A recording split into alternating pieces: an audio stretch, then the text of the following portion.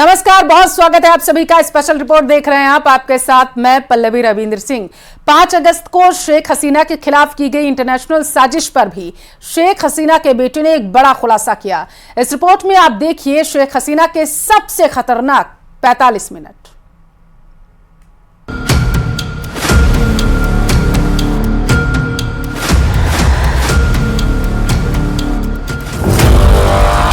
चार अगस्त को बांग्लादेश में हिंसा और उपद्रव में 100 की मौत हो गई थी। 5 अगस्त को आंदोलनकारियों ने ढाका के गढ़ भवन पर धावा बोल दिया था। तब ढाका से दिल्ली 2 अर्जियां पहुंची। पहली अर्जी में प्रधानमंत्री शेख हसीना को कुछ समय के लिए भारत आने की इजाजत मांगी गई थी। इसके कुछ देर बाद भेजी गई दूसरी अर्जी में बांग्लादेश के अधिकारी मिलिट्री एयरक्राफ्ट के भारत में दाखिल होने के लिए क्लियरेंस मांगी।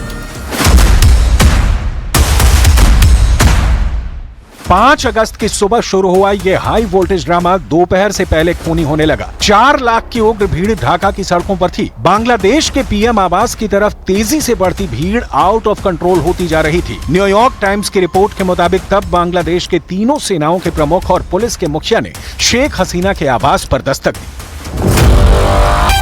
पीएम आवास पर तीनों सेना प्रमुखों ने शेख हसीना के इस्तीफा देने और देश छोड़ने की सलाह दी। उस वक्त वहां मौजूद शेख हसीना की बहन रेहाना को भी हालात की गंभीरता बताई गई, जिसके बाद रेहाना ने शेख हसीना से अकेले में 20 मिनट तक बात की, लेकिन शेख हसीना बांग्लादेश से बाहर नहीं जाने पर अड़ी रही। आखिरकार आर्मी जनरल वक़ार उज जमान ने अमेरिका में रह रहे हसीना के बेटे वाजेद जॉय को फोन किया।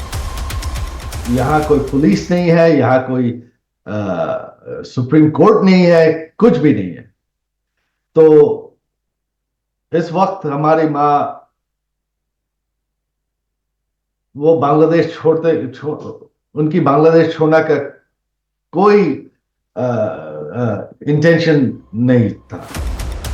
बेटे के बार बार समझाने पर, ये बताने पर कि उनकी जान खतरे में है, दुश्मन देश और कई ताकतवर खुफिया एजेंसियों के खूंखार लोगों का दिमाग साजिश में लगा है, तब भी शेख हसीना मानने को तैयार नहीं हुई। लेकिन जब बेटे ने शेख हसीना को 1975 का इतिहास याद दिलाया तो उन्होंने लंबी चुप्पी के बाद सिर्फ जवाब में हाँ कहा। 5 अगस्त की दोपहर 1 बजे शेख हसीना ने देश छोड़ने का मन बना लिया, लेकिन जाते जाते वो देशवासियों को एक संदेश देना चाहती थी। मगर बांग्लादेश की आर्मी के कुछ जनरलों को ये भी मंजूर नहीं था। शेख हसीना देश के नाम संबोधन की तैयारी कर रही थी, लेकिन लाइव ब्रॉडकास्ट वाला ट्रक पीएम आवास की जगह आर्मी चीफ के हेडक्वार्टर भेज दिया गया, जिससे साफ हो गया कि बांग्लादेश में तख्ता पलट हो चुका है।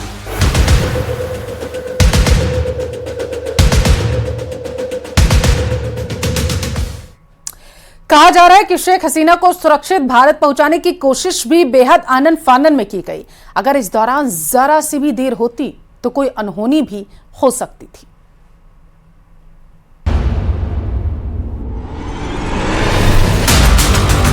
पीएम आवास से शेख हसीना को हेलीपैड ले जाया गया। वहां हेलीकॉप्टर के जरिए हसीना और उनकी बहन रेहाना एयरफील्ड पर पहुंची। फिर दोनों मिलिट्री एयरक्राफ्ट में बैठकर बांग्लादेश से भारत के लिए उड़ान भरी। 5 अगस्त को करीब 6 बजे Sheikh Hasina C-130 transport aircraft से गाजियाबाद के हिंडन एयरबेस पर पहुंची। भारत की मदद से बांग्लादेश की प्रधानमंत्री की जान तो बच गई, लेकिन उनके देश से की जा रही साजिशें थमी नहीं है।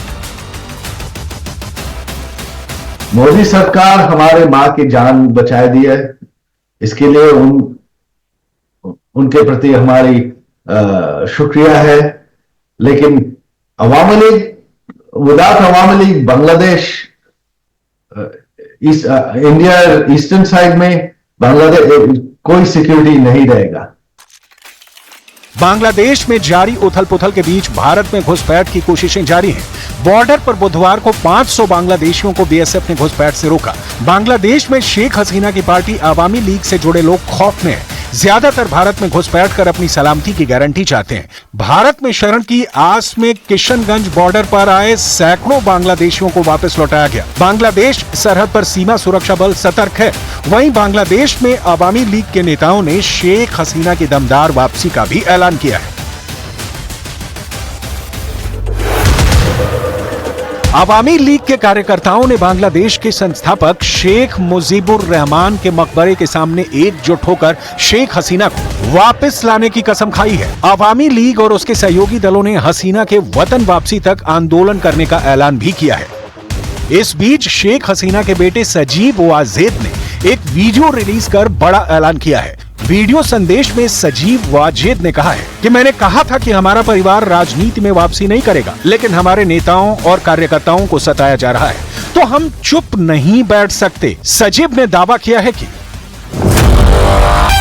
अवामी लीग खत्म नहीं हुई है। अवामी लीग बांग्लादेश की सबसे बड़ी लोकतांत्रिक राजनीतिक पार्टी है, जिसके बिना लोकतांत्रिक बांग्लादेश बनाना संभव नहीं। साजिब ने ये तक कहा कि शेख हसीना मरी नहीं है, हम बंग बंधु का परिवार हैं, हम कहीं नहीं गए हैं।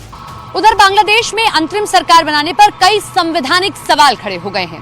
बांग्लादेश के संविधान में अंतरिम सरकार का कोई जिक्र नहीं है। पहले भी अंतरिम सरकार बनाई गई तो उसके लिए संविधान के अंदर उचित संशोधन किए गए थे। उधर बांग्लादेश में बनी अंतरिम सरकार को लेकर कई संवैधानिक सवाल उठ रहे हैं। बांग्लादेश के संविधान में अंतरिम सरकार का कोई जिक्र नहीं है। पहले ऐसी सरकार चलाने के लिए संविधान में संशोधन करना पड़ा था। बांग्लादेश के संविधान में 13वां संशोधन 1996 में पारित किया गया था, जिसमें आम चुनाव कराने और सत्ता हस्तांतरण के लिए कार्यवाहक सरकार के प्रावधान को शामिल किया गया। लेकिन इसमें भी कई पेच हैं, यानी अंतरिम सरकार का भविष्य सुरक्षित है, कहा नहीं जा सकता। ऐसे में बांग्लादेश के दुश्मनों को अपने प्लान को अंजाम देना और भी आसान होगा। बांग्लादेश को सिविल वॉर में झोंककर जिस एक मुल्क को सुकून मिलेगा, उसका नाम लेने की जरूरत नहीं है। बांग्लादेश इस धरती पर सिर्फ एक देश की आंख की किरकिरी है। हालांकि शेख हसीना की वापसी के संकेत मिलने भर से उस मुल्क के होश फाख्ता है, क्योंकि शेख हसीना की वापसी का मतलब ही तमाम साजिशों का अंत होगा।